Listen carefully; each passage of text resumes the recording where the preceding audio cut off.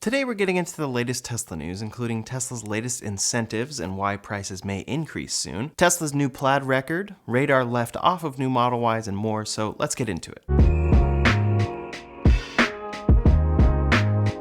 First up today, Tesla has set a new lap record at the famous Nürburgring track with the latest version of the Plaid Model S.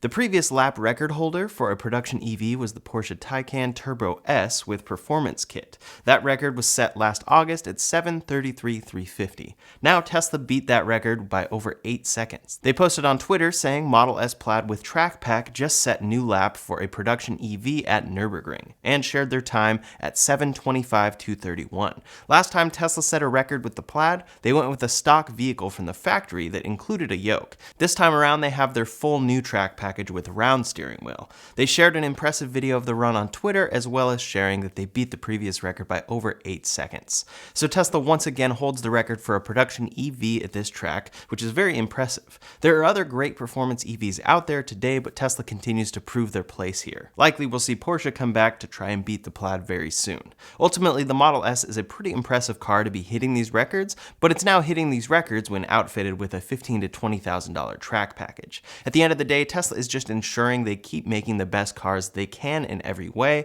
and wants to continue showing that EVs really have no downsides. That said, this is a production EV lap record, and others still hold faster records at the Nürburgring. Next up today, the Tesla Model 3 is now more affordable than we've ever seen it after qualifying for full IRS EV tax credits.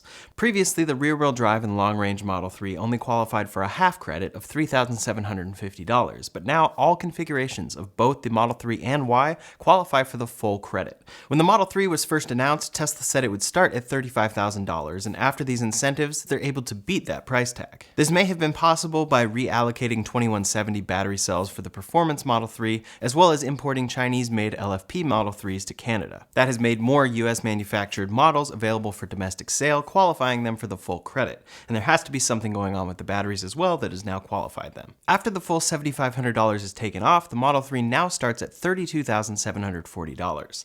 That means that in some states you could get it below $30,000. Buyers in Colorado can get a Model 3 for as low as $27,740 after their $5,000 state incentives.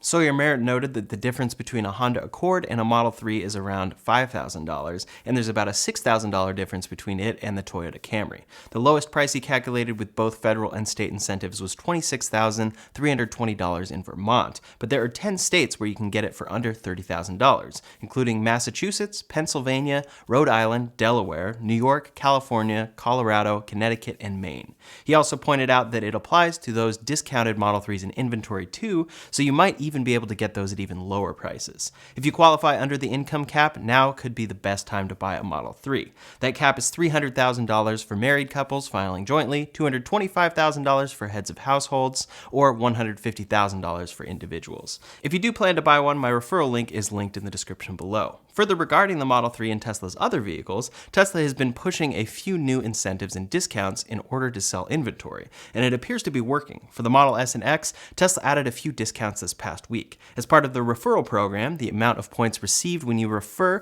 has been increased from 3,000 to 20,000. So now if you refer someone to buy a Model 3 or Y, you'll get 2,000 credits, but 10 times more with a Model S or X. The rough math here with what these credits can be redeemed for is about 7 cents per credit. So those 20,000 credits should get referrers about $1,400 worth of credits to buy things through Tesla's loot box store.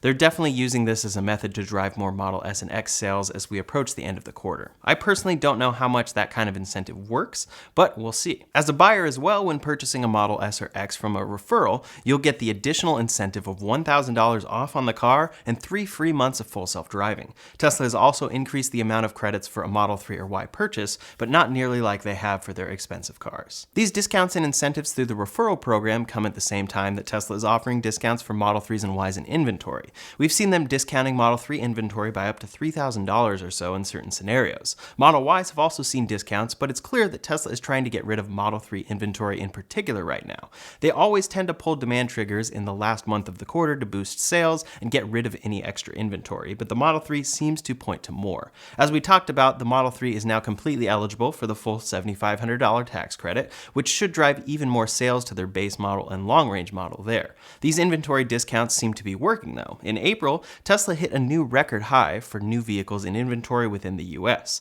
Now, as a result of those ongoing and growing incentives, data shows that Tesla's inventory has come down significantly from those April highs. In the last few weeks, there has been a 20% drop, and the Model X, which had major inventory, has gone down in particular. The Model 3 is now Tesla's biggest problem here, as we can see in red. That's a big indicator as to why Tesla is in particular discounting that car. It could simply be that, but I think further this has to relate to the refresh that's around the corner. I also think that on top of that and the discounts, we may actually see them raise the price of that car soon. The Model 3 currently starts at $40,240. For the long-range model, it's $7,000 more, and they qualify for tax credits. The rumors of Tesla refreshing the Model 3 are so strong at this point that it feels like Tesla could launch this any day. Bloomberg had reported last week that Tesla was going to showcase their updated Model 3 in China, but that showcase didn't happen, at least not to the public. My interpretation was that they likely did showcase the updated Model 3 Project Highland directly to Elon Musk in China, but had no plans of making it public yet. When Tesla refreshes models in a big way, it typically comes around the time of an earnings call.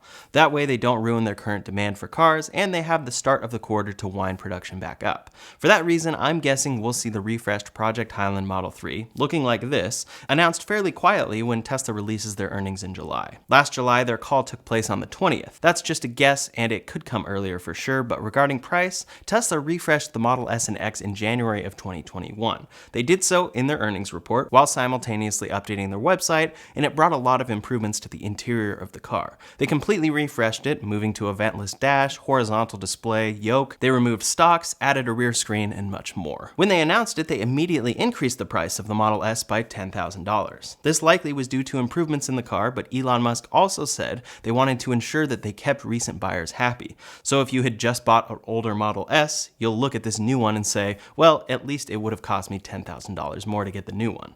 There's a chance that Tesla could do that again this time around. Inventory is dwindling, the tax credit is fully available, and the refresh is coming soon. Both because they can, while keeping demand on the new design, and as a tactic to not upset recent Model 3 buyers, we could see Tesla raise the Model 3's price when this refresh comes. Of course, this is all speculation, but we have seen enough sightings of a hidden Model 3 that we fully expect Tesla to refresh that one before the popular Model Y. Tesla will also be adding certain features like the steering wheel from the Model S, and at first they may see those as premium upgrades for this car. What are your thoughts though? Leave a comment below to let me know what you think will happen with Tesla's new Model 3 situation. Next up today, Tesla has traditionally delivered their vehicles with a full battery, but now they're starting to deliver vehicles charged to 50% or below. They said, quote, due to a new industry policy, your vehicle must be shipped with a max 50% charge, meaning your charge status may be lower than our usual standard at your delivery appointment. It's unclear exactly where this industry policy is coming from, but Electrek discovered that some shipping companies are now requiring electric cars to be between 20 and 50% state of charge to be allowed on their ships. This might be related to a cargo ship fire that happened in February of last year, but the cause of that fire is still unknown. Tesla will be compensating new owners for the reduction though, saying, we are giving you 150 kilometers of free supercharging for the inconvenience.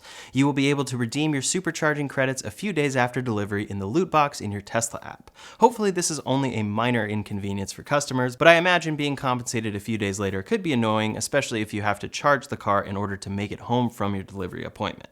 Right there, you'd have to pay for it right away. If the reason Tesla is having to employ this standard is because of overseas shipping, it would make sense that this would only impact vehicles that are being shipped that way. Tesla has increasingly been using Giga Shanghai as an export hub, delivering those vehicles to Europe and North America, so those might be the areas to look out for this new policy. Either way, it shouldn't impact Tesla's deliveries all that much. Next up today, we've talked in recent videos about Tesla's change to Hardware 4.0. They first made this change with the Model S and X, but now we're seeing it on newly delivered Model Ys. Hardware 4.0 is a new sensor suite for autopilot that brings updated 5-megapixel cameras all around the car and an entirely updated FSD computer. Ultimately, it should future-proof these cars more for future FSD software features, but today the feature upgrade is actually pretty minimal. Customers may notice an improvement to the quality of their cameras the most. In any case, many were expecting Tesla to bring back radar in this Hardware 4.0 suite. Rumors were strong all around, but we haven't seen it in practice practice on hardware for cars. Those cars are coming with updated hardware but still lack any radar or ultrasonic sensors as far as we knew. Last year, Tesla registered a new high-resolution radar with the FCC, and we've seen images of the radar unit itself, but it has been left off of hardware 4.0 vehicles as far as we've known. However, a Model X owner spotted this radar in their car. They have hardware 4.0 and discovered that while deactivated currently, their car has Tesla's updated Phoenix radar. They have a close-up photo here that clearly shows it labeled as radar as well. So Tesla has been shipping their Model S and X with radar for some time now, and it's simply deactivated. As for the Model Y though, it's not present yet, and we're unsure when it will come. Quote, based on TeslaScope sources, Tesla will not fit a radar unit in the Model Y, even when shipping with hardware 4. It seems that parts-wise for Tesla, this switch may have made the most sense to simplify across the board, and then long-term, potentially with Project Highland and Juniper, they add radar into these cars with hardware 4.0. The main question I have is, why is Tesla adding this radar quietly in certain cars while it's deactivated? What features will it bring once it's activated, and then when will we see it in the Model 3 and Y? Time will tell. Next up today, we recently reported that Hyundai has seen a steady increase in leases lately, with customers taking advantage of tax benefits laid out by the Inflation Reduction Act. Many companies have been disqualified from the tax credit due to new rules regarding battery manufacturing, but that only applies to purchased vehicles. If you lease any new EV, it'll qualify for the full $7,500 tax credit, pending other requirements. That's because all lease vehicles are classified as commercial vehicles, which aren't required to follow those new IRA rules exactly. The only restriction is that the battery, electric, or plug-in hybrid vehicle has to have a battery pack that's 7 kilowatt hours or larger. Kelley Blue Book's senior editor explains that the IRS determined that leases are commercial sales. The bank providing the funding is the commercial entity buying the car. That subjects leases to a more lenient set of requirements for commercial purchases. What we're seeing as a result is a lot of automakers reflecting those tax breaks in the vehicle prices for customers who are leasing. So leasing is now the most affordable way to get your hands on a new EV in some cases. So far, Ford, Hyundai, Kia, Mercedes, BMW, and Volkswagen are all on that list. Since the bank is the one claiming the credit though, there's no guarantee a company will pass down that savings, but this has already significantly increased the ratio of EV purchases to EV leases this year. In December, only about 10% of new EVs were leased, whereas in April, that was 41%. For Hyundai, leases made up about 28% of their US EV sales during Q1 of this year, which is reportedly 5 times their EV lease rate from last year. It looks like that loophole won't be enough to dissuade automakers from making themselves eligible for other credits though, according to analysts. The more incentives a company can be eligible for, the wider range of customers they'll reach, so it's in their best interest to keep working towards eligibility. Right now, the two requirements most companies are being disqualified for are undergoing final assembly in North America and sourcing critical mineral and battery components in approved regions. So for the time being, this loophole may just lead to a helpful boost in leases for these companies while they transition to IRA-compliant battery manufacturing supply chains. Leasing is a great way to get a new EV into the market for customers that may not be able to afford to buy. It'll increase the number of EVs in the used car space as well, which is the only place a lot of people can shop for a car. Overall, I think this is going to be good for EV adoption, and it'll help give companies a credit in the meantime as they're incentivized to transition to EV lineups and have them qualify for all of these requirements. Last up today, some updates from other automakers. Fisker is going to be delivering their flagship Ocean SUV in the US soon,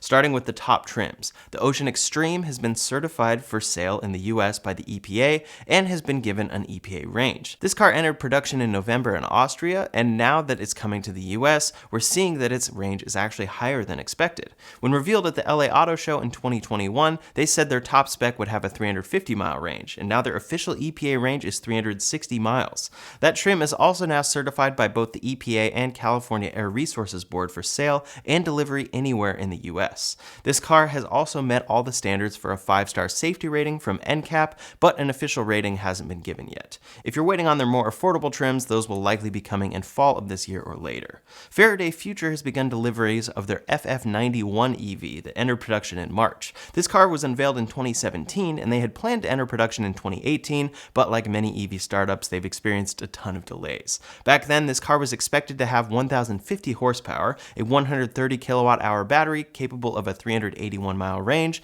200 kilowatt charging, and self-driving capability. It would also have a 0 to 60 in 2.27 seconds, which was faster than any Tesla at the time, but definitely not anymore. The only update to those specs is that it'll have a slightly larger battery pack at 142 kilowatt hours. I'm glad to see that Faraday hasn't had to compromise on most of their promised features as they navigate entering production. This car still may not be for everyone though, because the first edition model starts at $309,000. This car will also be coming with a bunch of luxury features though, like a 27-inch rear screen and facial recognition to drive the car. That's all the latest Tesla news for today, so in the meantime, if you want to see 10 EVs you may want to avoid when shopping around, you can check out that video linked up here or in the description below. Thanks so much for watching, and I'll see you on the next one.